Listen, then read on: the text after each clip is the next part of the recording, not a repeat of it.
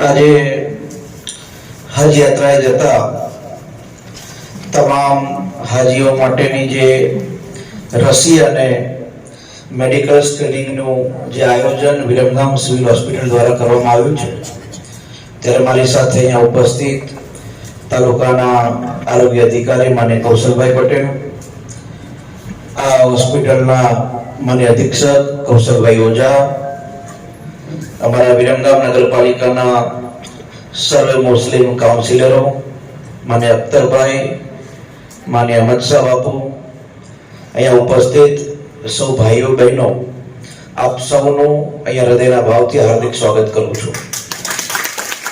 આમ તો ભૂતકાળની અંદર જ્યારે આ સ્ક્રીનિંગ અને રસીકરણ થતું ત્યારે લગભગ કોઈને ખબર પણ ન હોય ને કાર્યક્રમ થઈ જતો, પરંતુ છેલ્લા 2-3 વર્ષથી અમારા કોર્પોરેટર મિત્રો અને અખ્તરભાઈ અને અહમદ શાહ બાપુને લોકોનું એક આયોજન હોય છે કે સામૂહિક રીતે આ કાર્યક્રમ કરવામાં આવે, અને આજે આપણે તમામ લોકો માટે આ વ્યવસ્થા કરી છે. મુસ્લિમ ધર્મની અંદર આ હજ યાત્રા ખૂબ પવિત્ર માનવામાં આવે છે અને બહુ મોટા પાયે આ યાત્રામાં જવા માટેની અંદરની ભાવના પણ હોય છે, પણ ઉપરવાળા જે નક્કી કરે એ લોકોને જવાનો અવસર અહીંયા મળતો હોય છે. એટલે તમે બધા ખૂબ નસીબદાર છો કે તમને આ યાત્રાનો લાભ મળ્યો છે, અને અમે પણ નસીબદાર છીએ કે આ યાત્રાનો જેને લાભ મળ્યો છે એના કાર્યક્રમમાં અમને પણ આવવાનો અવસર મળ્યો છે. વિરમગામ સિવિલ હોસ્પિટલ દ્વારા અને ખાસ કરીને રાજ્ય સરકાર દ્વારા અનેક આરોગ્યલક્ષી કામોને મહત્વ આપવામાં આવે છે.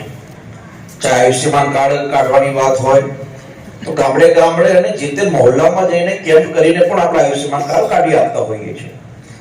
અને છેલ્લા ઘણા વર્ષોથી રાજ્ય સરકારે આ હજ યાત્રાના જેટલા પણ લોકો હોય એ લોકોનું વિશેષ આયોજન કરીને જે તે જગ્યાએ આ રસીના કેમ્પનું આયોજન કરતા હોઈએ છીએ. આપણે 2 દિવસમાં ધોળકા અને વિરમગામ આ રસીનું અને મેડિકલ સ્ક્રીનિંગનું આયોજન કર્યું. આજે આપણા વિરમગામ, માંડલ અને તાલુકાના અને થોડાક સાણંદથી આ મેડિકલ સ્ક્રીનિંગ અને રસીનો લાભ લેવાના છે. એટલે વધુ વાત ન કરતા આ આયોજનની અંદર આપ સૌ ઉપસ્થિત રહ્યા છો અને આપ જે યાત્રાના માધ્યમથી જીવનમાં, મને ઘણા બધા અમારા મુસ્લિમ મિત્રો કહેતા હોય છે કે યાત્રા પછી ઘણો બધો બદલાવ જીવનમાં આવી જતો હોય છે, એટલે આ બદલાવ પરિવાર માટે, રાજ્ય માટે, રાષ્ટ્ર માટે આપણા બધાના સાથે મળીને કામે આવે એવી અપેક્ષા આપ સૌ પાસે રાખું છું. પુનઃ એકવાર આપ સૌને આ યાત્રા બદલ શુભેચ્છાઓ પણ પાઠવું છું. પુનઃ આપ સૌનો ખૂબ ખૂબ આભાર. સૌને મારા બધી સલામ.